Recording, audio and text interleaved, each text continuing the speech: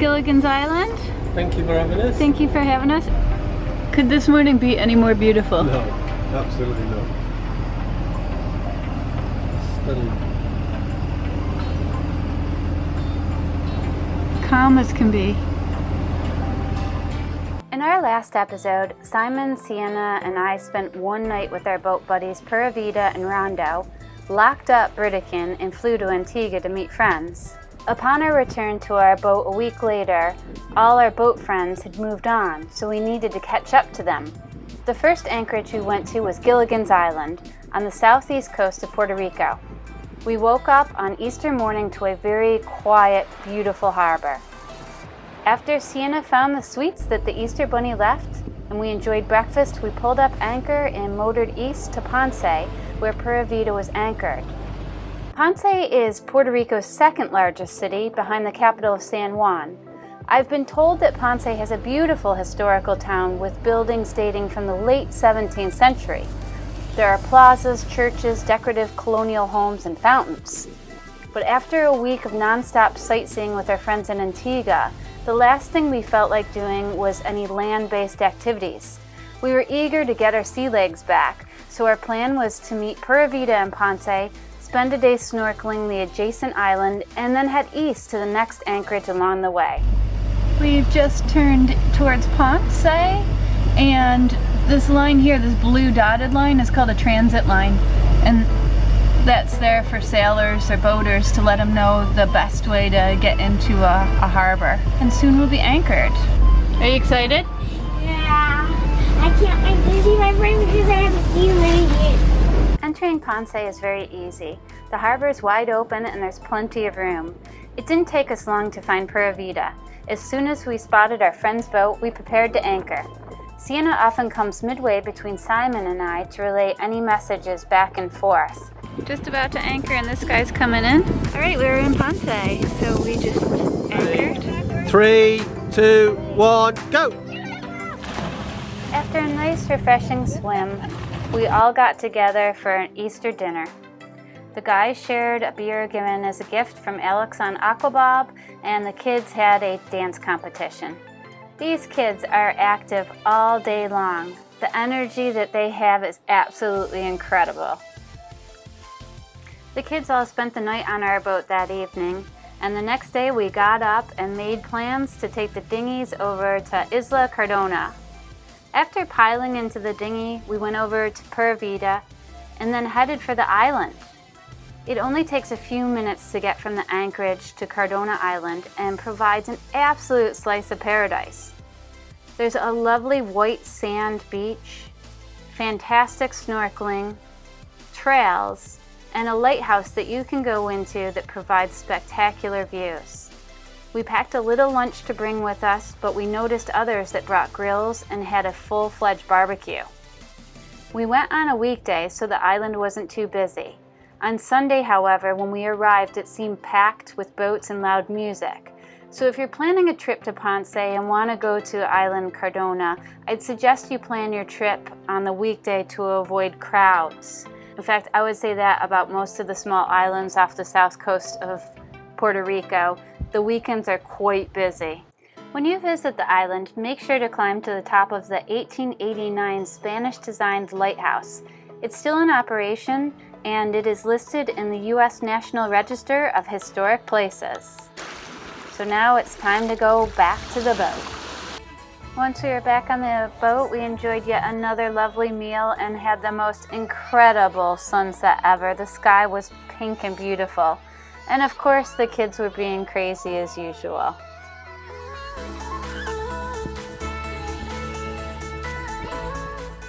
The next morning, we woke to a beautiful sunrise.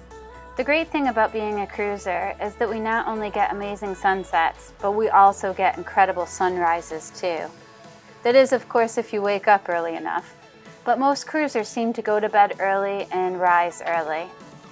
So here we are, Simon's going to take the trash in before we get on our way. And what he's done is stopped at Pura Vida to ask them if they have any trash.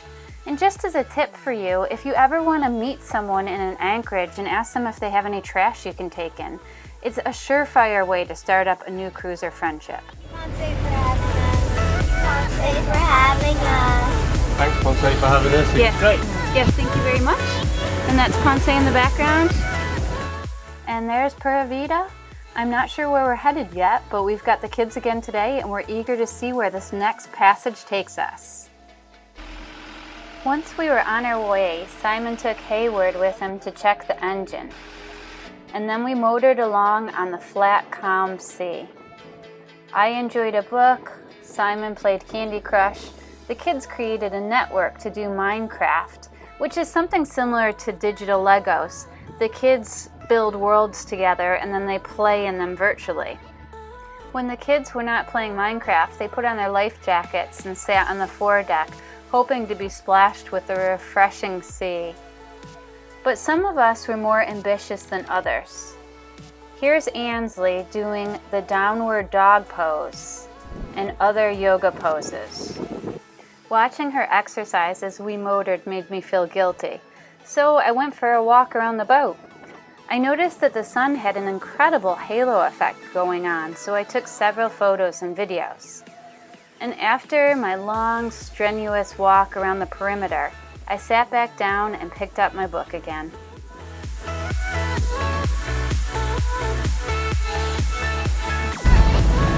Just coming into anchor. We will soon be surrounded by mangroves.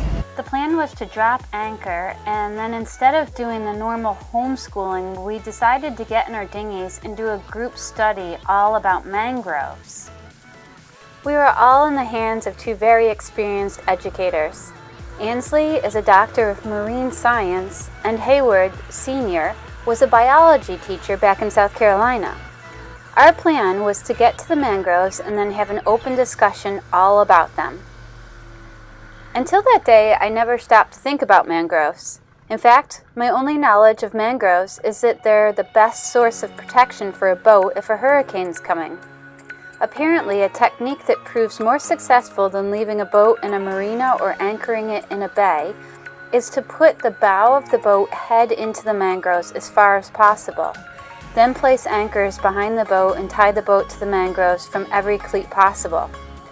During Hurricane Maria, Jose from Marina Pescaderia on the west coast of Puerto Rico told me that they emptied the whole marina of boats. They put as many of them as they could in the mangroves and they all survived. Others located in the harbor were not so fortunate. Hurricanes aside, what did we learn about the mangroves? Well, mangroves are very hardy trees. They have to live in salt water and deal with low and high tide, so they must tolerate broad ranges of salinity, temperature, and moisture, as well as a number of other key environmental factors. Once mangroves are established, however, they form a habitat for oysters and slow water flow. Mangrove swamps protect coastal areas from erosion, storm surge, especially during hurricanes and tsunamis. The unique ecosystem found in the intricate mesh of mangrove roots offers quite a marine region for young organisms. In areas where roots are permanently submerged, the organisms they host include algae, barnacles, oysters, and sponges, which all require a hard surface for anchoring while they filter feed. Shrimps and mud lobsters use the muddy bottoms as their home. Mangrove crabs munch on the mangrove leaves, adding nutrients to the mangle muds for other bottom feeders. Now, after we returned to the boat, Ansley made a list of 3 questions that the children had to answer. The kids worked as a team to each create a write-up about what they learned for the day, and they later presented it to us. The mangroves, we started seeing like some mud. What lives in the mangroves? Fish. How do mangroves help coastal towns? They help them by when, like, if there's a big wave coming and the city's over there, so then the mangroves protect the city. Fish hide in the little places so little chompers don't eat them. Little chompers. You mean big chompers, maybe? Big chompers. Very Big good. ones, very good. Good job. Yeah, That's us in over the water in the mangroves. That's us. That's me like half underwater. Like wait, no. Yeah, that's the one that's half underwater, half over water. And then that's us going back to the boat. Yay! You're well done. Like going in the water in the mangrove? Yeah, we wanted to go more. There's fish, crabs, snails. Guys, Hey, no giggles. Come on. come on, Hayward. You're doing a really good job. And then the fish find a place to get out of the place where the predators can just come and get them. Because the mangroves are so small, the big fish can't fit inside them. That's very good. Very good explanation. Really good. While the kids were playing, us adults looked up our passage for the next day and agreed to time to leave. Once the logistics were out of the way, we enjoyed a lovely dinner of jerk chicken. Oh, look at that. And what's the concoction you used this evening? It's in the trash can. Some kind of jerk sauce that we got in the Bahamas. All right, jerk It's actually sauce. pretty Oh, yeah, it's really good. It's really good. All right. You just need a little bit. Hayward Sauce? thought that you had to like take a whole jar and dump it all It's on got a the lot of chicken salt in it, last so you time. have to be really careful. And you couldn't eat it. It was so salty. We were the only people in the Anchorage, so we were free to let loose and enjoy ourselves. We played some music, drank a few beers, and as always, we laughed and laughed and laughed and laughed.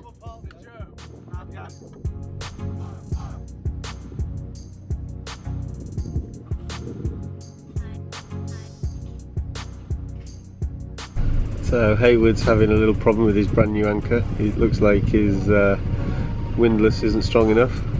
We thought that. Come on, Hayward, let's go! Places to go!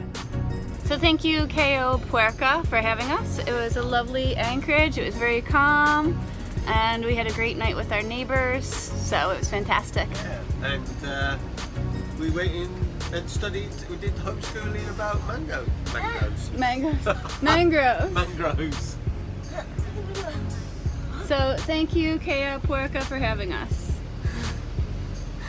What you doing? Getting homeschooling ready? Sienna's doing her homeschooling on the aft deck today. Not a bad classroom. No. So right here, you can see in the distance is a reef, and there's a reef on the right and on the left. The last time we went through 2 breaking reefs, our engine died, so we were a bit nervous.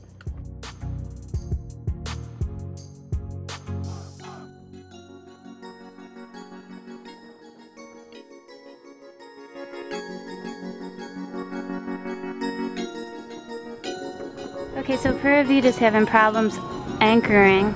They can't get the anchor to bite. Now I do know down below it's a lot of grass, and I found a patch that had sand, so I dropped the anchor in the sand.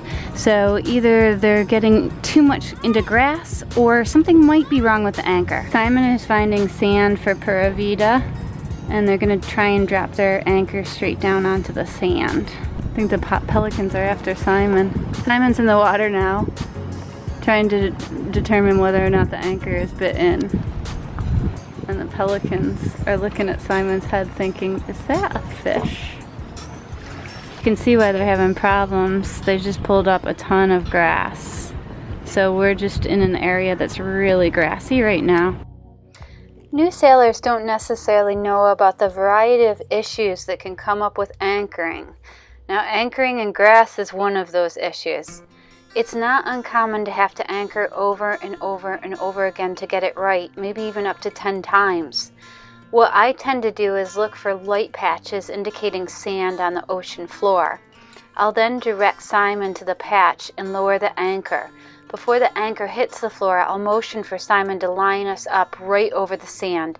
In other words, I'll have the anchor hovering over the seabed, and then when I see sand, I quickly drop it down. This doesn't always work either. Sometimes you gotta just keep trying over and over again. Eventually Pura Vida got the anchor down and she dug in real well. Just took some time. Once we were both happy that our anchors were holding tight, we dropped our dinghies and decided to head for land. It had been a few days since we stepped on terra firma, and I was getting tired of cooking breakfast, lunch, and dinner. We went in search for an afternoon beer and a light snack. The town beachfront was quiet, the beers were cold, and the snacks filled our bellies. We then went back to our boats for a quiet evening. So what time is it, son? It cruises at 11 o'clock, which is 8. Is it 8 o'clock? Yeah, I'm tired, I don't care. Yeah, we're tired. We're in a very rolly Anchorage. The boat's going back and forth and back and forth. So we're going to bed. Good night. Good night. If you'd like to see videos about sailing, destinations, how-tos, marina reviews, and more, please support our channel by purchasing one of our sailing guides. Join the thousands of people that have already purchased our guides to get information that will save you money, provide practical tips and tricks, in addition to helping you get out and enjoy boating. Or if you're not in the need for helpful how-to information and checklists, buy one of our high-quality nautical t-shirts, beach cover-ups, and other nautical gifts at our Etsy shop. We also have a lovely community of Patreon supporters too, if that's something you're interested in. Links to all of these resources can be found in the description below. These educational and hopefully entertaining videos are made possible by the profits made through our guides, t-shirt sales, and Patreon supporters. To keep them going for free, please support Sailing Britican today.